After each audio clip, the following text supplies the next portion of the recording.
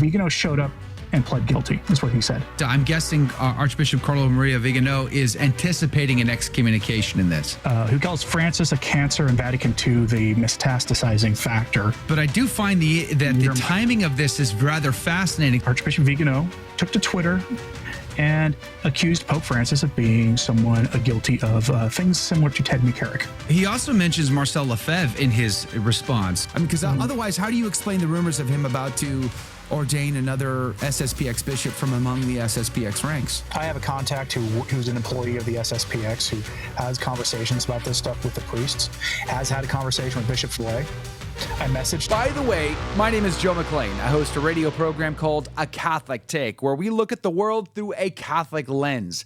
I'd love for you to hang out with us. If you like it, give it a thumbs up and let us know what you think in the comments below. I got to tell you, the tone deafness that comes out of the Vatican sometimes about why Catholics like myself and others are greatly concerned, it never ceases to astonish me. Like, what do you mean? There's a problem? What? Turns out that Archbishop Vigano has been called to the carpet in the Home Office, the principal's office, so to speak, and he's being charged with schism, with being basically a set of a contest, with encouraging others towards schism. It's been a big deal, the breaking news yesterday. Dr. Anthony Stein's been talking about it on his channel just this morning. We've asked him to join us to give us the latest. Good morning to you, Dr. Stein. Good morning. And his response letter was something else. It was fire and brimstone. It really was. Archbishop Vigano is a interesting character, to say the least. But since the McCarrick scandal, he has been lighting torches of massive bonfires within the church. And some love him, some hate him. He's got a mixed bag of a following, even amongst traditionalists. Can you talk about that? Something you, I think, have spoken to on your channel. Not everybody loves him and not everybody hates him. Why is that? Well, a lot of it has to do with, and I noticed this because I've been covering him since day one of my channel, basically, was it began, I think, in 2020 when he said the very weird thing of comparing Donald Trump to the catechon from the Bible. And now he was saying he's a kind of catechon. And I get that was a metaphor, but it was an unfortunate one.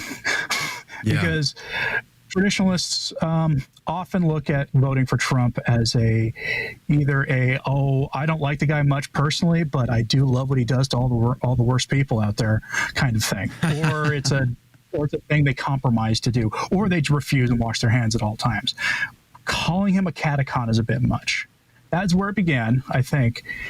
And even then, it began maybe a little before that. Then is because his McCarrick letters, the first three McCarrick letters, were all in 2018, the second half of 2018.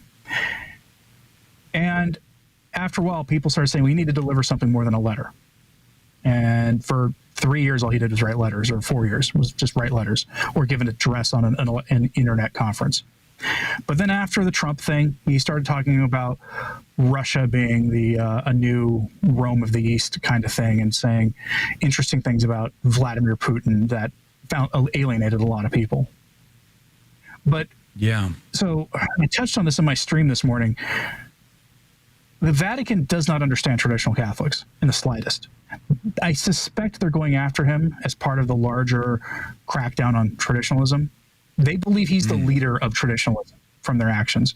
When we don't agree on anything aside from the traditional mass, the traditional sacraments, and have the church teach what it basically always taught. Beyond that, we don't agree on anything. There are about 100 different factions among traditionalists. And Archbishop Vigano, as much as I respect him, is certainly not the leader of traditional Catholics. Sure. One of the things that caught me about Archbishop Vigano after he started coming out with his letters, about McCarrick and the scandals and naming names. And you might remember he also named Cardinal Oulet, and then there was a back and forth there. So he's been doing this a while now. My big issue with Archbishop Carlo Maria Vigano was, if you've got something to say, say it. I always felt like he's been holding cards in his hand. He's always been holding back. And I'm like, listen, if you feel compelled to ignore the Vatican, code of secrecy that you were living under for all those years in your career, and you've got to say it because your conscience dictates you to say it, well, then say it, and then put it all out there, put all your cards on the table. But I have always felt he's held something back. And although I do believe that what he said about his meeting with Pope Francis and McCarrick and all those things, I believe what he said there, I still feel like there's an agenda going on that I don't understand. I don't really know. Could be good, could be bad. I haven't the slightest clue. But I do know that I'm uncomfortable with the claim of transparency, but not fully giving it. Do you know what I'm saying? Yes, especially I've heard that before with, especially with his organization he founded, Exsurge Domine, which is sort of a SSPX 2.0 kind of thing, and it's had a whole lot of hiccups with doing it, and he hasn't been the most transparent. I'm assuming he's as transparent as local law in Italy requires him to be. And I kind of wonder if that's because, I take him seriously when he says he was hiding for fear of his life. I have my suspicions that I knew where he was, though. But the fact that he answered the accusations in person yesterday, he showed up in Rome to answer those accusations. Ooh, yeah. That's a big move. That is a big move. But that's because if he was truly afraid for his life, probably all the cameras of the world turned on the Vatican probably made him feel a little safer to be able to go and do that. I find that also very fascinating because if he doesn't believe they have the rightful authority, he's questioning the legitimacy of Pope Francis's pontificate, he's calling the wolves out, and yet he's willing to participate in their process. I find that very fascinating. And he put out his statement on his website, which we're going to link to in the show notes today. And it's fire and brimstone. It's quite the statement. Can you give us a summary of it? He calls out the bishops he calls Vatican II essentially. He calls Francis a cancer and Vatican II the metastasizing factor in Pope Francis's pontificate, the driving force behind it. And Pope Francis has said that he was made Pope to finish the implementation of Vatican II. He has said that publicly numerous times. And so he's saying the same kind of thing in a more over-the-top way, except he's also saying that denying not necessarily the validity of Vatican II, but repeating it was taken over and a council used for the purposes of nefarious people. He says basically that in the letter. But he clearly does not believe Francis to be valid, though he has publicly said ultimately he can't make an ultimate declaration of that because that's not within his purview, that the church has to rule on that. But he lists all the things that we tend to talk about with this stuff, right? The alliance with the New World Order and the globalists, the defending of abortion supporting politicians, the subservience of the church now to global warming, and what I call my channel 2020 solution. You always got to be careful talking about the stuff related to Dr. Fauci, right? That the protection of McCarrick types. I mean, he goes and lists all of it in a relatively short letter. It looks to me like he's going to participate in this process with the hope of putting Francis on trial. Knowing full well, we know how this is going to turn out. This will be as free and fair a hearing as Donald Trump got a month ago. This is going to be the same kind of process. This is already the end of the end result is already determined, partially because of this letter that he handed out, that he gave. Because I think it was Novus Ordo Watch, who is a sedevacantist outlet, but they do a lot of good news coverage. They tweeted out that this Vigano showed up and pled guilty, is what he said. And their guilty plea was, and now let me show you why. And they're an outlet they put the Archbishop in title and quotes around it, right? So I'm not a sedevacantist, but I do find that the timing of this is rather fascinating. Something else you talked about on your stream over at Return to Tradition. He's been at this a while. This ain't new. You said it in the beginning of this conversation. He calls Trump a part of the catacon. I mean, he's been doing this for a while now. Letters and statements and being at events and things like that. So all of a sudden, out of nowhere, he gets a letter. He only has 10 days to respond to the charges, either with an attorney or in person, which he shows up in person, which is amazing. So what do you make of the timing of this? I found it interesting because they started the process in early May, and Rome is infamous for the wheels of justice moving very, very slowly in Rome. In fact, the wheels of anything in their ancient bureaucracy run very, very slowly. They started this in early May, which means they probably would have had him summoned at some point after his particular judgment, probably. That's how slow things move there, given his age. And then on May 29th, Archbishop Vigano took to Twitter and accused Pope Francis of being someone guilty of things similar to Ted McCarrick, being a predator. And he says he had multiple seminarians tell him as much. I wanted him to bring what we call receipts. You need to bring proof. Now, a lot of people did not like hearing that because, it puts people's lives in danger, they say, all of which is understandable. But that is such an incredible accusation, you have to have proof. And then mysteriously, 2 weeks later, there were like 2 or 3 more meetings in the bureaucratic structure around Vigano, and he was emailed his summons. Yeah. Remarkable timing, given that Marco Rupnik, his investigation is, quote, ongoing, and it will probably be ongoing for a very long time. He also mentions Marcel Lefebvre in his response, which he's likening his case with Archbishop Lefebvre, who was excommunicated. His excommunication was lifted after his death. What do you make of that? I tend to think that it's sort of a mixed comparison, because there's a lot of differences between the two of them, but there is at least one similarity, and that they had both been highly favored in the Roman Curia. A lot of people dispute that with Archbishop Vigano, but you don't become papal nuncio if you're not a favored figure in the Roman Curia, right? Exactly. And he founded he eventually, after he left Rome, founded an independent priestly fraternity. There's a lot of differences between the SSPX and Exsurge Domine, but as I noted, Catholic opinion about Archbishop Lefebvre only improved over the decades after his passing. And my suspicion is that that's going to be how it plays out for Archbishop Vigano if things go the way they're probably going to go with all of this, because his letter is a challenge to the bishops, and it's hard to refute most of the details. Well, it ought to be very interesting to say the least, but I'm guessing Archbishop Carlo Maria Vigano is anticipating an excommunication in this. That's likely to happen, yes. Well, I'm sure that'll fan the flame of a lot of people in the commenting world that we live in today, who believe that this is the final judgment against crazy people who are just like the Pope, for crying out loud, rather than seeing the actual issues that are before us, that are like obvious to a lot of us. I can't get over Cardinal Parolin's sort of like mind-numbing response of what I don't understand, what went wrong, everything was perfect, I just don't get it. Like, really? And then, of course, Cardinal Pietro Parolin basically saying, I don't know what's happened. What? I used to like this guy. He was so great. I loved him. Now he's off the reservation. I don't know what happened. Like, are you that tone deaf? I don't believe that for 1 second. You're not that tone deaf.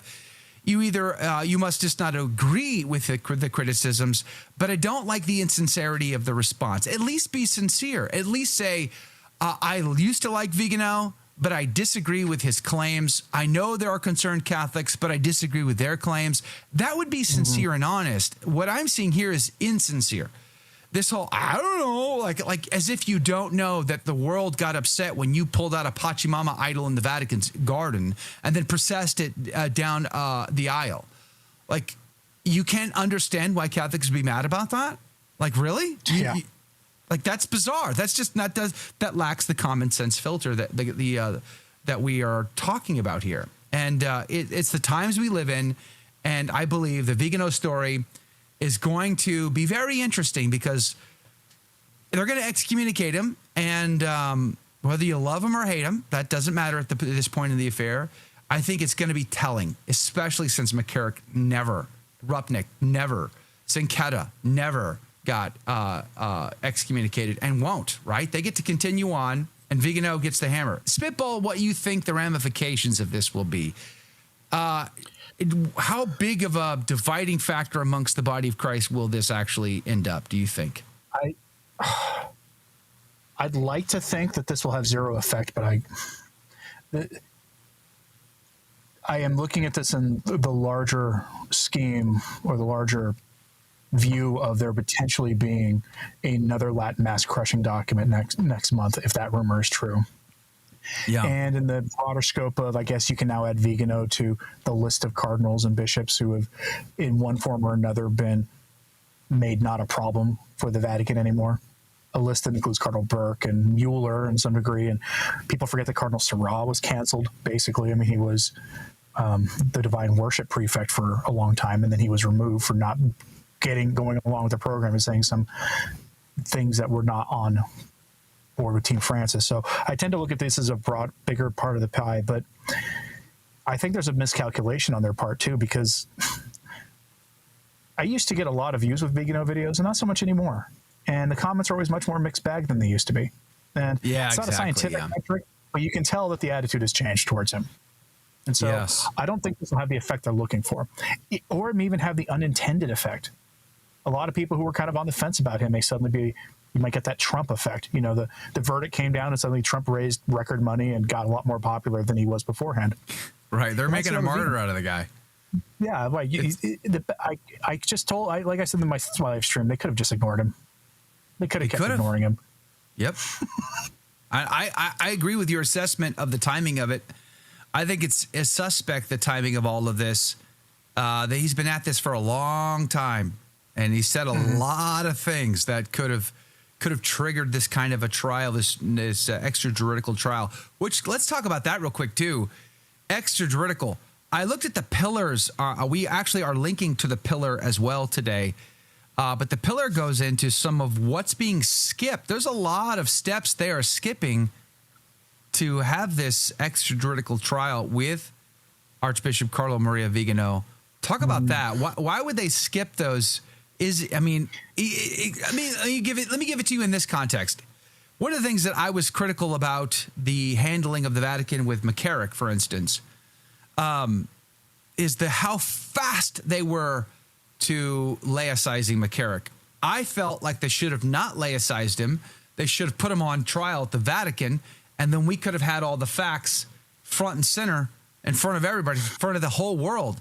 Instead, what we got was a behind closed doors. He gets laicized. He doesn't get excommunicated. He gets laicized, still in communion with the church. He gets all of his civil trials let go, so that he gets to live the rest of his life being cared for somewhere, somehow by people. All of his needs are cared for, living comfortably, I imagine, at this point in this affair. So if you compare and contrast that, it's like maybe they don't want that trial to be public. Maybe there's a lot of things that they don't really want to have to hash out. That the church is notorious. The mechanisms of the church are notorious for keeping the dirty laundry behind closed doors. Do you see it that way? Oh, yes. And you have to ask yourself, if they excommunicate Vigano for this, but they didn't excommunicate Ted McCarrick for being a literal monster, what kind of message will that send? Yeah. Yes, exactly. They lifted the excommunication of Marco Rupnik, a man who had his way with nuns and did a lot of things I can't bring myself to say involving the altar. Yeah. And they looked at his excommunication. All that's in fitting with Pope Francis's rhetoric of mercy, mercy, mercy. But will they excommunicate Vigano? I suspect they will. Yeah. Because none of that applies to anybody who has any problems with the post-conciliar order. Well, because he said the Pope isn't the legitimate Pope. Okay. What about the German bishops? Right. The German bishop or James Martin, who publicly denies the inerrancy of sacred scripture, who has told people he thinks St. Paul was wrong about sodomy. I mean, come on. Like, it's a much easier case with them, but you can't because they're on the team. And that was something Jake and I talked about the potential rumors of this new document coming out to hammer traditional Latin Mass and the traditional communities. I think at the end of the day, my opinion, Jake's opinion seems to be the same. Jake, speak for yourself if it's different. I don't think Francis actually cares that much about liturgy in general. I don't think he puts all that much effort to thinking about liturgy, Novus Ordo or otherwise. I think the big thing for Francis is you must be on the team. So yeah, and I think that the Latin, the reason they go after the Latin Mass is not because of is because partially the ecclesiology argument, which is definitely something from his subservience, but it's also where all the resistance is. But I think that comes from his constituency, his supporters that got him where he's at today and support him. I think it's their pet project, not his. I just think he's like throwing him a bone. I mean, because otherwise, how do you explain the rumors of him about to ordain another SSPX bishop from among the SSPX ranks, right? Like he's got this both and relationship with traditional communities. So that rumor that came out yesterday, I have a contact who's an employee of the SSPX who has conversations about this stuff with the priests, has had a conversation with Bishop Fillet. I messaged him that article about that French bishop. And he responded saying, this isn't even true. I don't know what this guy's talking about. And then he went and double checked with people in the SSPX. He said, yeah, no announcement's been made. Wait for an official announcement from the SSPX. He says they've been having conversation. That's it. Wow. So, yeah. So that's big. There you go. I'm the guy who wants the SSPX to consecrate 6 bishops, not 4, 6. I want 6 bishops minimum, and not going to happen. But okay. Well, I don't see that. Right, but I also don't think they need Francis's permission. I mean, just follow in Lefebvre's footsteps all the way. Just make better personnel choices. Get more men with spine and who dial back Williamson's excesses just a tad. Who know how to keep their mouths shut about any unsavory opinions they may have. Right. It is.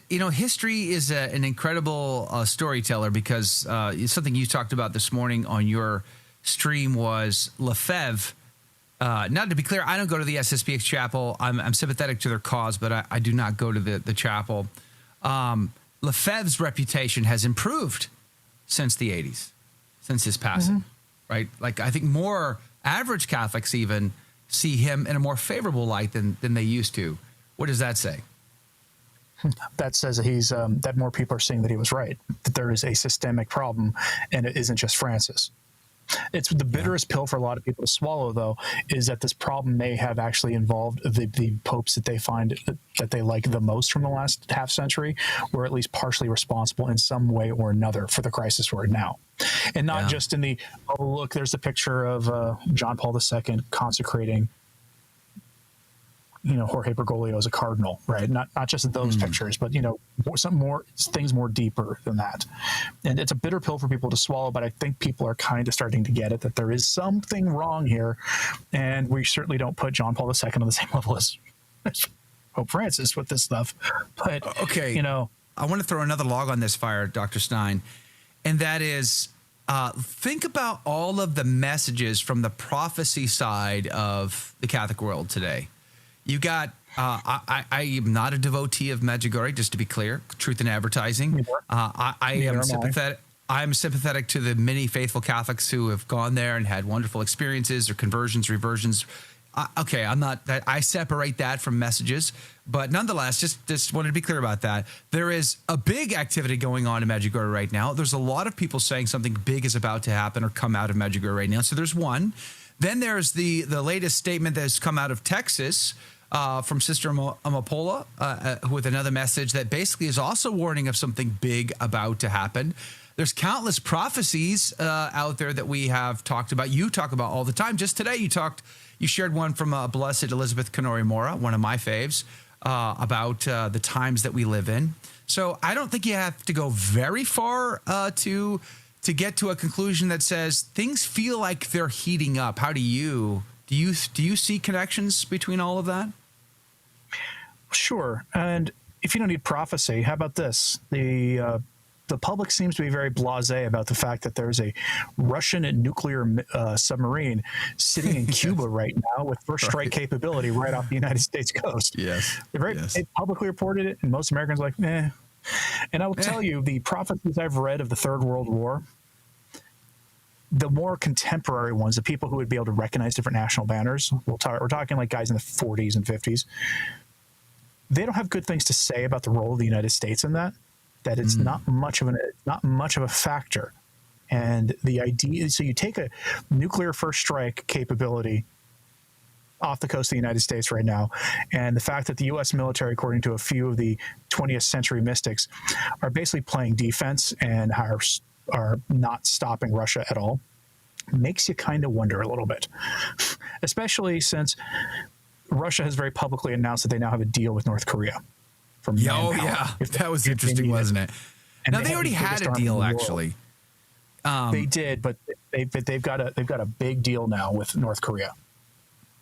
Yeah, big deal. Yeah. In fact, China, now too. they're on the same team to the point where Korea will have to come to the aid of Russia if a war breaks out.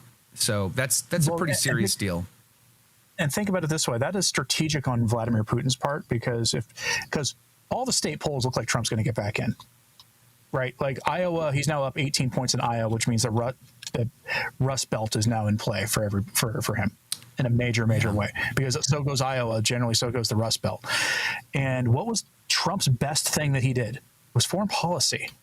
Absolutely best thing he did was foreign policy. Nobody criticizes him for meeting with Kim Jong-un. No serious person criticizes him. But now what has Putin done? He's made it so that meeting might not be able to happen again. Did you like that video? It's okay. You can admit it. It's perfectly fine. Hey, we cover the big stories of our day, from inside the church to outside the church to all points in between, and we do it from a Catholic perspective. It's called A Catholic Take.